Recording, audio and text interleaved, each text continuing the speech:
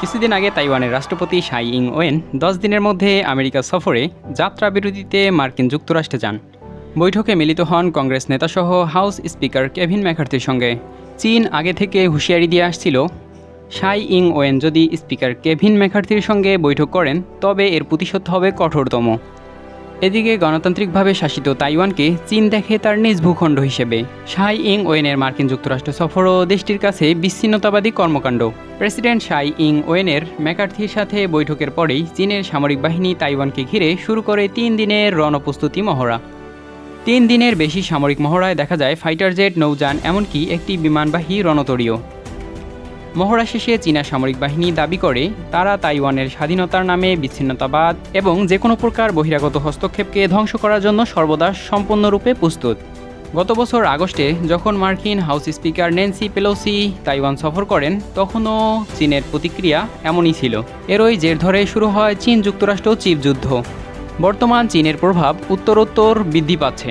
চীনের অর্থনৈতিক শক্তি, মধ্যপ্রাচ্যে চীনের প্রভাব বৃদ্ধি, রাশিয়া ইউক্রেন যুদ্ধে চীনের রাশিয়ার পক্ষে সংশ্লিষ্টতা, মার্কিন যুক্তরাষ্ট্রের হেজিমন বিরোধিতা, মার্কিনীদের সাথে চিপ যুদ্ধ ইত্যাদি কারণে কি চীনের তাইওয়ান আক্রমণের সম্ভাব্যতা বাড়ছে? বিশ্লেষকরা মনে করেন চীন তাইওয়ান আক্রমণ নিকটবর্তী তা বলা যাবে না। দীর্ঘমেয়াদে হয়তো চীন তাইওয়ান আক্রমণ করতে পারে, কিন্তু আদূর ভবিষ্যতে চীনের কৌশলগত এবং নীতিগত অবস্থান তাইওয়ান আক্রমণের দিকে নিয়ে যেতে পারে, এমনটি ধারণা বিপরীত মত বিশ্লেষকদের কাছে। আদূর ভবিষ্যতে চীন তাইওয়ান আক্রমণ না করার কারণগুলো চলুন জেনে নেওয়া যাক। বিশ্বব্যাপী চীনা সফট পাওয়ার। বৃহত্তর শক্তিগুলো বিশ্বের প্রভাব ধরে রাখার জন্য অন্যতম উপায় হচ্ছে সফট পাওয়ার। দ্বিতীয় বিশ্বযুদ্ধ পরবর্তী মার্কিন যুক্তরাষ্ট্র পরাশক্তি হয়ে ওঠার পর থেকে বিশ্বব্যাপী সফট পাওয়ারের প্রসার ঘটাতে থাকে। বর্তমানে চীন একটি আঞ্চলিক পরাশক্তি এবং বিশ্বব্যাপী উদীয়মান পরাশক্তি হিসেবে তার সফট পাওয়ার বৃদ্ধি করে চলেছে। বেল্ট অ্যান্ড রোড ইনিশিয়েটিভের মাধ্যমে চীন পৃথিবীর 3 মহাদেশের 60টি দেশকে একই রোডের আওতায় নিয়ে আসছে, যার মাধ্যমে চীন তার অর্থনৈতিক সাহায্য ও সহযোগিতার মাধ্যমে সেসব দেশে সফট পাওয়ারের প্রসার ঘটাচ্ছে। চীন এমন একটি বিশ্ব ব্যবস্থার প্রতিষ্ঠা করতে যাচ্ছে যেখানে শুধু উন্নত দেশের নেতৃত্ব থাকবে না, বরং থাকবে উন্নয়নশীল দেশের নেতৃত্ব। শিক্ষা খাতে চীন ব্যাপক সফট পাওয়ারের প্রসার ঘটাচ্ছে তার কনফুসিয়াস ইনস্টিটিউট প্রতিষ্ঠার মাধ্যমে। বিশ্বব্যাপী 50টির মতো কনফুসিয়াস ইনস্টিটিউট প্রতিষ্ঠার পাশাপাশি চীনা স্কলারশিপ ও শিক্ষা খাতে তার বেশ সফট পাওয়ার বৃদ্ধি করে চলেছে। উন্নয়নশীল দেশের উন্নয়নে চীনের বন্ধুরূপে আবির্ভাব হয়।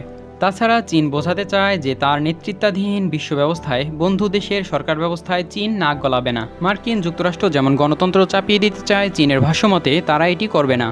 রাশিয়া যেমন ইউক্রেনকে ন্যাটোতে যোগ দেওয়া নিয়ে নিরাপত্তা হুমকি মনে করে, সেদিক থেকে চীন একটু ভিন্ন। বরং চীন মনে করে তাইওয়ান তাদের অংশ, বিচ্ছিন্নতাবাদী কর্মকাণ্ড তারা রহিত করবে। তাইওয়ান পৃথিবীর 90% সেমিকন্ডাক্টর উৎপাদন করে। চীনের তাইওয়ান আক্রমণ সেমিকন্ডাক্টর উৎপাদনে বাধা সৃষ্টি করলে তা ক্রেতা দেশে চীনের সুনাম নষ্ট করবে। চীনকে ভাবতে পারে উপনিবেশবাদী শক্তি, হারাতে পারে কনফুসিয়াস ইনস্টিটিউটের সুনাম। সর্বোপরি চীনের এতদিনের সফট পাওয়ার নিমিষেই ধুলোয় মিশে যেতে পারে, তা চীন কখনোই চাইবে না। চীনা রাষ্ট্রপতি শি জিনপিং দীর্ঘদিন ধরে বলে আসছেন তিনি যে কোনো মূল্যে তাইওয়ানকে পুনরেকত্রীকরণ করবেন, কিন্তু বিশ্বব্যাপী শি জিনপিং নিজেকে শান্তির দূত হিসেবে প্রতিষ্ঠা করতে চাচ্ছেন। সম্প্রতি রাশিয়া ইউক্রেন যুদ্ধবন্ধে শি 12 দফা প্রস্তাব দিয়েছে, যা রাশিয়া কর্তৃক সাদরে গৃহীত হয়েছে। ইউক্রেনের প্রেসিডেন্ট জেলেনস্কিও শি জিনপিংয়ের সাথে ফোন আলাপের আলোচনাকে যুদ্ধবন্ধে প্রয়োজনীয় বলে উল্লেখ করেন। মধ্যপ্রাচ্যের 2 চরম বিরোধী শক্তি সৌদি আরব ও ইরান চীনের মধ্যস্থতায় নতুন করে কূটনৈতিক সম্পর্ক গড়ে তুলছে। মধ্যপ্রাচ্যে চীন উন্নয়ন ও শান্তির বার্তা নিয়ে যাচ্ছে। শি জিনপিং নিজেকে এখন শান্তির দূত হিসেবে উপস্থাপন করতে চাচ্ছেন। তিনি চীনকে প্রতিষ্ঠিত করতে চাচ্ছেন শান্তিপ্রিয় দেশ হিসেবে। তাইওয়ান আক্রমণ যেখানে তার বাধা হয়ে উঠবে। ভিয়েতনাম যুদ্ধের পর দীর্ঘ 44 বছর ধরে চীনের সামরিক বাহিনী কোনোরকম সরাসরি যুদ্ধে জড়ায়নি। এই দীর্ঘ সময় পর পৃথিবীর বিভিন্ন দেশে সরাসরি সংঘাত পর্যবেক্ষণ করে চীনের সামরিক বাহিনী, যার সর্বশেষ অভিজ্ঞতা হচ্ছে ইউক্রেন রাশিয়া যুদ্ধ। President Xi Jinping Ukraine Russia যুদ্ধে চীনের জড়ানোর ক্ষতিকর দিকগুলো ভালোভাবেই পর্যবেক্ষণ করছেন। তাছাড়া সবথেকে বড় বিষয় হচ্ছে যুদ্ধের ফলে উভয় পক্ষের সামরিক সক্ষমতা ও অস্ত্র সম্পর্কে প্রতিপক্ষ যেমন জানতে পারে, তেমনি অন্য দেশও ধারণা পেয়ে যায়, যার ফলে ভবিষ্যতে সেই দেশগুলো হয়ে ওঠে তার থেকেও বেশি শক্তিশালী। চীন সচরাচর কখনোই চাইবে না তার সামরিক সক্ষমতা এখনই জানান দিতে। চীনের সাথে তাইওয়ানের বাণিজ্যিক সম্পর্ক রয়েছে। তাইওয়ানের মোট আন্তর্জাতিক বাণিজ্যের 26% হয়ে থাকে চীনের সাথে। চীনের পণ্যের একটি বড় ক্রেতা হচ্ছে তাইওয়ান। যুক্তরাষ্ট্রের মতো চীনও তাইওয়ানের সেমিকন্ডাক্টরের অন্যতম ক্রেতা রাষ্ট্র। চীনে বর্তমান সেমিকন্ডাক্টর ক্রয়ের পরিমাণ তেল ক্রয়ের পরিমাণকেও ছাড়িয়ে গেছে।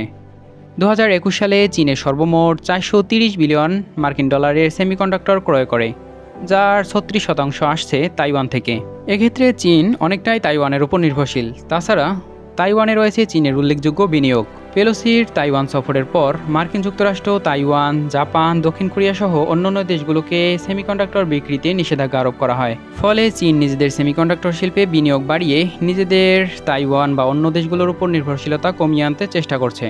বর্তমানে চীনের অন্যতম প্রচারণা হচ্ছে একটি চীনা বিশ্ব ব্যবস্থা। চীন তার আচরণের দ্বারা বোঝাতে চায় যে তার নেতৃত্বে বিশ্ব ব্যবস্থায় প্রতিটি দেশের প্রতি চীন হবে উদার এবং পাশে থাকার মতো বন্ধু, যেখানে উন্নত দেশের পাশাপাশি থাকবে উন্নয়নশীল দেশের নেতৃত্ব। বিশ্লেষকরা বলছে চীনা বিশ্ব ব্যবস্থায় কোনো দেশের রাজনৈতিক ব্যবস্থা হবে সুপার পাওয়ার প্রভাবমুক্ত, অর্থাৎ দেশটি হতে পারে রাজতন্ত্র, সমাজতন্ত্র, আবার গণতন্ত্র। আবার চীনের নেতৃত্বে বিশ্বে, এশিয়ায় মার্কিন যুক্তরাষ্ট্রের কোনো প্রভাব থাকবে না। এখন যদি চীন তাইওয়ান আক্রমণ করে তাহলে তার জন্য ভুল সিদ্ধান্ত হবে, এই কারণে যে তাইওয়ান একটি গণতান্ত্রিক দেশ, অর্থাৎ মার্কিন প্রভাব বলয়ের একটি দেশ। সুতরাং বলা যায় যে অদূর ভবিষ্যতে চীন তাইওয়ান আক্রমণ করবে না, কিন্তু ভবিষ্যতে চীনের তাইওয়ান আক্রমণের সম্ভাব্যতা বেড়েই চলেছে বলে উদ্বেগ প্রকাশ করেছেন বিশ্লেষকরা।